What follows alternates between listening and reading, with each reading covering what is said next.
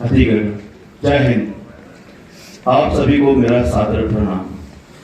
आज इस पावन अवसर पर आप सभी के बीच खड़े होकर अपने विचार व्यक्त करने मेरे लिए अत्यंत सम्मान और भावनाओं का विषय है। मेरा परिचय, मैं उस वीर सैनिक का पुत्र हूँ जिसने कारगिल युद्ध के दौरान मातृभूमि की रक्षा करते हुए अपना सर्वोच्च बलिदान दिया। मुझे अपने पिता को जानने का और उनके साथ समय बिताने का अवसर पहले ही नहीं मिला हो, लेकिन उनके आदर्श, उनका साहस और उनका बलिदान मेरे जीवन की सबसे बड़ी प्रेरणा रही है। कारगिल विजय दिवस केवल एक सैन्य विजय का उत्सव नहीं है, यह उन अमर वीरों का नमन है तिरंगे की आन बान और शान की रक्षा की। उन्होंने हमें यह सिखाया है कि मैं उन यहाँ उपस्थित सभी सैनिकों को हृदय से नमन करता हूँ।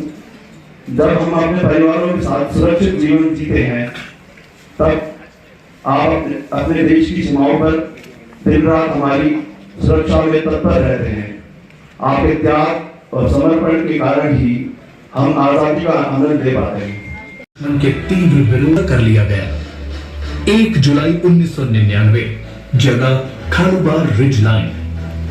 कैप्टन क्लिफर्ड नॉन्ग्रम की कंपनी ने पॉइंट 4812 की खड़ी चट्टान पर चढ़कर दुश्मन पर कहर बरसा दिया। उन्होंने दुश्मन के संगड़ों पर ग्रेनेड फेंक 6 पाकिस्तानी सैनिकों को मार गिराया। दुश्मन की यूनिवर्सल मशीन गन के फायर से कैप्टन क्लिफर्ड नॉन्ग्रम गंभीर रूप से घायल हो गए और उन्होंने अपने प्राण त्याग दिए। 2 से 3 जुलाई की रात भारत मां के वीर सपूत कैप्टन मनोज कुमार पांडे को अपनी टुकड़ी के साथ दुश्मन के संगड़ों पर हमला करने और एरिया बंकर्स को कैप्चर करने की जिम्मेदारी मिली। अपने अद्भुत एवं अदम्य साहस का परिचय देते हुए उन्होंने 3 संगरों को बिल्कुल प्रथम और अंतिम युद्ध नहीं था जब भारत माता के वीर सपूतों ने उसकी रक्षा के लिए अद्वितीय पराक्रम दिखाकर अपना सर्वोच्च बलिदान दिया हो। ऑपरेशन विजय के दौरान 545 शूरवीरों ने सर्वोच्च बलिदान दिया और अपने अदम्य साहस के लिए इन शूरवीरों को 4 परमवीर चक्र, 10 महावीर चक्र, 69 वीर चक्र और 99 सेना मेडल से नवाजा गया। ये बात हवाओं को बताए रखना, रोशनी होगी चिरागों को जलाए रखना। लहू देकर जिसकी हिफाजत हमने की है, ऐसे तिरंगे को सदा दिल में बसाए रखना, ऐसे तिरंगे को सदा दिल में बसाए रखना।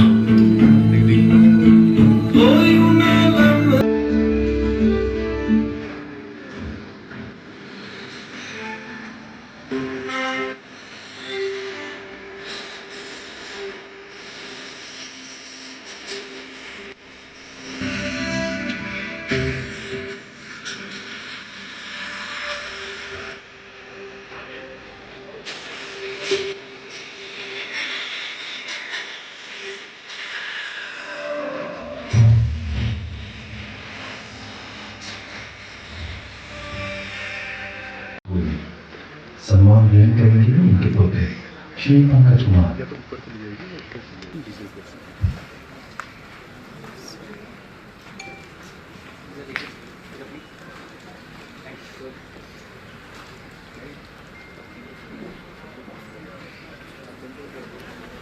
सर्वोच्च बलिदान दिया। सम्मान ग्रहण करेंगे उनके पुत्र श्री नवीन कुमार।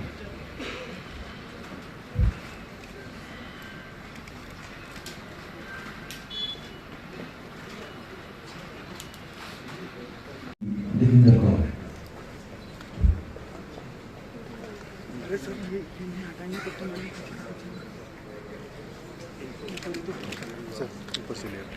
श्रीमती रूबी मेरी।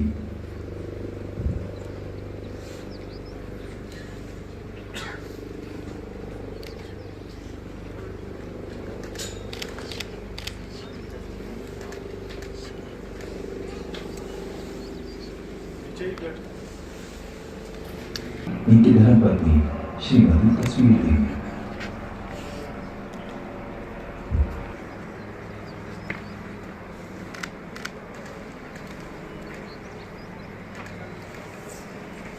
लड़ते रहे और 21 जून को सर्वोच्च बलिदान दिया। सम्मान ग्रहण करेंगे उनके भाई श्री सुरेंद्र कुमार।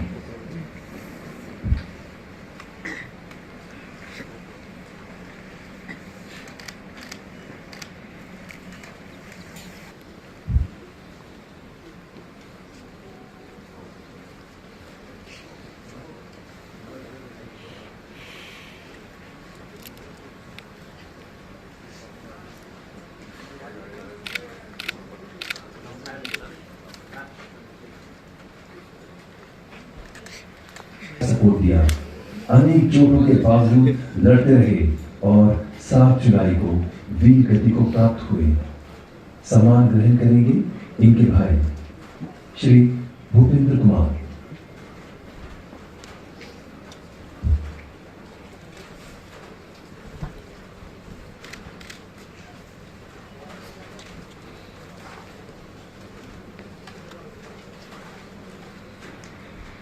टीम स्ट्रीमो शिक्षा, कला, खेल, महिला सशक्तिकरण, कौशल विकास, पर्यावरण संरक्षण, सामाजिक जागरूकता तथा सामाजिक कार्यों में सक्रिय है। इनका मोटो है बेटियों को सशक्त बनाना, समुदायों को प्रेरित करना, जीवन में सकारात्मक परिवर्तन लाना। इनके प्रमुख कार्य एवं उपलब्धियां इस प्रकार हैं। कार्य कलाइडोस्कोप का निर्माण, जिसे अब अपने सामने रखी स्क्रीन पर देख रहे हैं। 150 से अधिक सरकारी विद्यालयों एवं लद्दाख विश्वविद्यालय में चित्रकला कार्यशालाओं का आयोजन। आर्मी गुडविल स्कूल फिरोना में महत्वपूर्ण योगदान। साथ ही भारतीय सेना के सहयोग से जागरूकता अभियान एवं सांस्कृतिक कार्यक्रमों में भागीदारी। टीम स्ट्रीमो को भारत के राष्ट्रपति कार्यालय, लद्दाख के उपराज्यपाल, भारतीय सेना तथा जिला प्रशासन सहित अनेक प्रतिष्ठित संस्थानों द्वारा सम्मानित किया गया है। टीम स्ट्रीमो।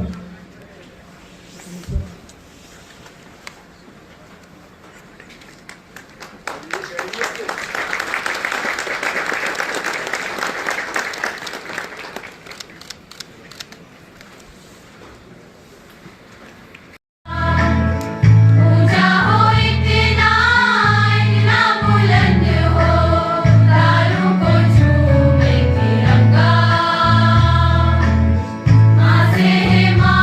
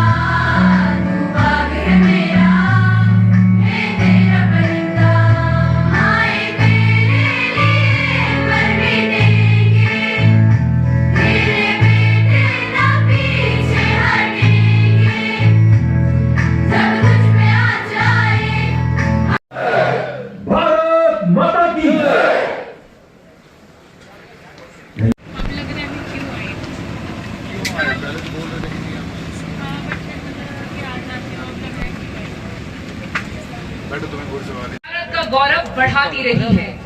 श्वेत अश्व ने 22 सितंबर 1995 बैंगलोर में 11 मोटरसाइकिल्स पर 133 सैनिकों का पिरामिड बनाकर पहली बार Guinness Book of World Records में अपना नाम दर्ज किया।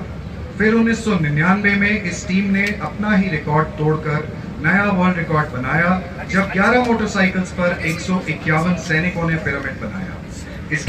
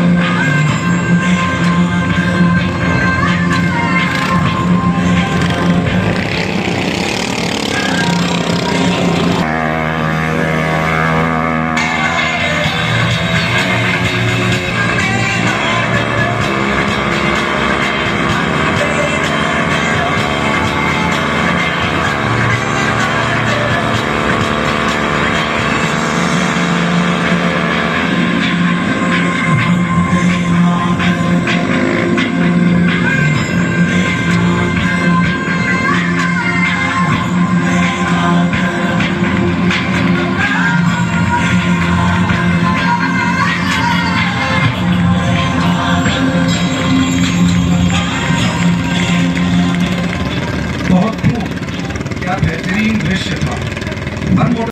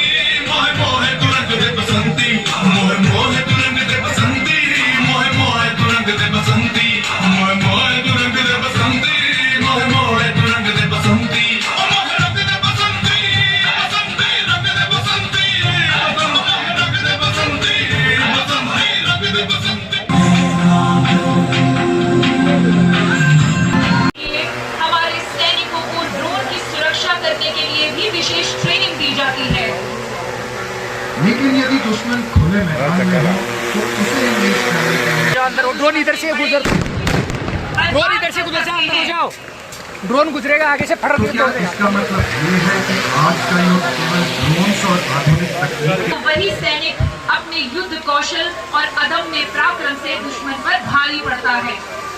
इसी युद्ध कौशल को और निखारने के लिए हमारे सैनिक आर्मी मार्शल आर्ट रूटीन में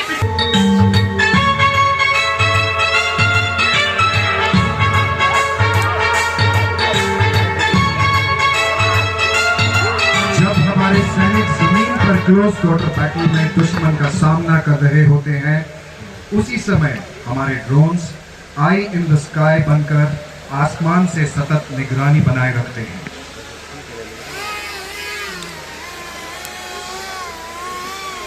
दुश्मन की हर गतिविधि पर नजर रखते हुए वे किसी भी प्रतिक्रिया को तुरंत विफल करने के लिए सदैव तैयार हैं।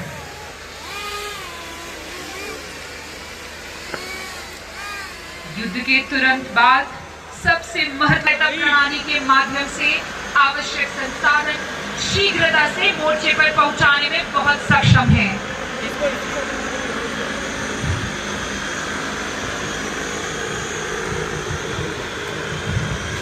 आज आपने देखा कि किस प्रकार भारतीय सेना आधुनिक तकनीक, आला दर्जे की ट्रेनिंग और अदम्य साहस के अद्भुत समन्वय के साथ हर चुनौती का सामना करने के लिए सदैव तैयार है।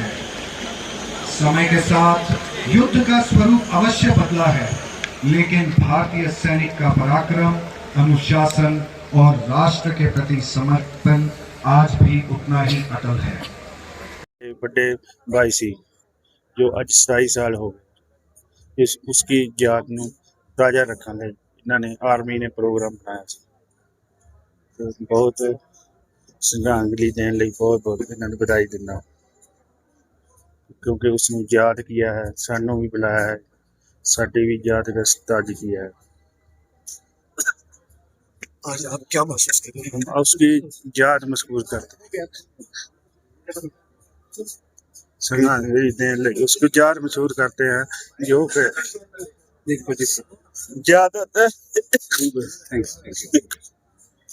फर्दर इसी जंग की वजह से करगिल के जो टूरिज्म सेक्टर या करगिल में अगर हम कहें कि इकोनॉमी को किस तरह बूस्ट होता है। पहले तो सबको लगता था कि कारगिल में इतनी बड़ी जंग हुई है तो कारगिल कभी उससे उठ पाएगा भी कि नहीं पाएगा, क्योंकि हजारों फैमिलीज की लाइफ बदल के रह गई। यहाँ पे कितने लोग डिस्प्लेस हुए, गांव छोड़ने पड़े, लेकिन कुछ साल लग गए ये चेंज आने में, और अच्छा चेंज आया। इसी वॉर की वजह से वॉर मेमोरियल आया। अभी वॉर मेमोरियल आया तो फिर लोगों को पता चलने लगा कि कारगिल के बारे में पता चला, लोग के बारे में पता चल गया, कल्चर के बारे में पता लग गया यहाँ के, फिर और क्या यहाँ पे घूमने को है।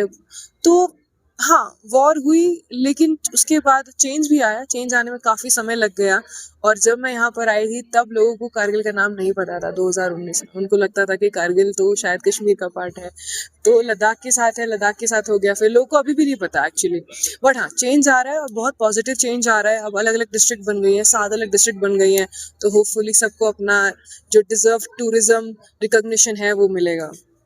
क्या लगता है निहारिका, आपने करगिल जंग के बारे में भी स्टडी किया है, बहुत सारा आपने इसके ऊपर डॉक्यूमेंट्रीज वगैरह बनाए हैं, तो उस टाइम का जो लोगों से आपने सुना और आज के टाइम जो आप देख रहे हैं, इंडियन आर्मी का जो स्टेटस या इंडियन आर्मी का जो डिफेंस कैपेबिलिटी है वो कहाँ तक? इंडियन आर्मी हमेशा से कैपेबल थी, ऐसे ही हमने इतने सारे युद्ध नहीं जीते, और आज के टाइम में और ज़्यादा उनकी डेवलपमेंट हो चुकी है। एम्यूनिशन के टर्म्स में आप बात कर लो, स्ट्रैटेजी के टर्म में आप बात कर लो, बॉर्डर एरियाज तक पहुंचने की टर्म्स में आप बात कर लो, बिकॉज बॉर्डर रोड्स भी बन चुकी हैं। तो ये सारी एक्सेसिबिलिटी के बारे में बात करते हुए डेवलपमेंट तो काफ़ी आया है, और मैं इतने सालों से काम कर रही हूँ बॉर्डर्स पे, तो ना कि ये सिर्फ बॉर्डर के इलाकों में डेवलपमेंट आया है, बल्कि आर्मी में भी बहुत सारे चेंजेस आए हैं जो कि पॉजिटिव ही हैं। आपके जो जज्बात आपने बताए, सबका जो अक्सर कर लिया, जरा आप तफसील बताइए। आप उस वक्त पैदा नहीं हुए थे, आप इसमें यहाँ की क्या महसूस कर रहे हैं? हमें कुछ पता नहीं था उस टाइम, हम जन्म नहीं लिए थे। जो भी हमें पता चला इंडियन आर्मी के थ्रू, हमारे माता श्री के थ्रू और फैमिली मेंबर के थ्रू पता चला।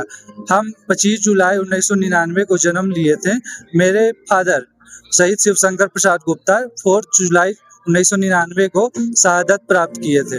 वो देश भूमि के लिए अपना बलिदान दिए थे, जो कि हम बहुत फख्र और गर्व महसूस करते हैं और हमेशा करते रहेंगे। आज 27 साल के बाद आज अपने जन्मदिन के मौके पे आप उसी जगह में खड़े हैं जहाँ आपके फादर ने शहादत प्राप्त की, तो कैसा महसूस हो रहा है? बहुत ही इमोशनल थोड़ा हो रहा है, बट एक साथ साथ गर्व भी फील हो रहा है कि हम वहाँ पे खड़ा हैं जहाँ हमारी फादर ने अंतिम सांसें ली थी अपने देश के खातिर, और हम वहाँ पे अपने जन्मदिन के पश्चात यहाँ पे मौजूद हैं।